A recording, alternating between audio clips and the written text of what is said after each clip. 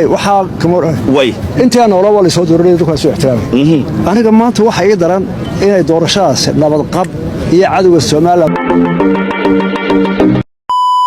maxaad dareemaysaa kalsooni intee lag qabta aniga maanta waxa ay mudan kama waray madfood heli maad waay waxa kamor way inta aan wala wala soo dooranay dadku soo ixtiraamay aniga maanta waxa ay daran inay doorashadaas nabad qab iyo cadawga Soomaaliya ku jabo Soomaaliya mida codkay qabsatay hore u socota buuqna yareysay oo waxad qabsata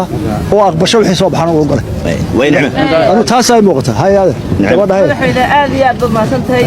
oo ku farxsanay maanta abaqaska historiga halkan ka diidanaya aan su'aal ku weydiiyo su'aalaha tabi baa naga wada boobay laakiin su'aasha ugu weyn ee Soomaaliland isweydiinaya waxa weeye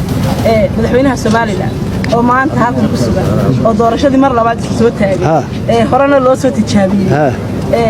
dadkuna ay ku tilmaamaan inuu yahay madaxweynaha adag ma ku qancaya natiijada komishanka hadii laga badiyo madaxweynaha ma banaynaya uu ka jawaabay ilaa maalintii ururka shirka jaraadu qabtay wareysanayo ninkii la oran jiray muxuu ahaa ninkii Axmed Saciid ma warxamiska kii horeeyay uu lahaa tartamaysan la tartamaya way natiijada la aqbalay maanta bilaw way ilaa maanta waan wada anu laba sabood baan u aqbalaya way ummadda intaasina way soo taageeraysa intaana waan shaqeynay maanta ninku galgalanaya doorashada dhawaay hadii dadku waa nagu daashadeen waan kugu daalanaya tag waa filanaya anu waqtiga bashaan jooga imika wax tarmooyay hadimadu waa soo dhameystay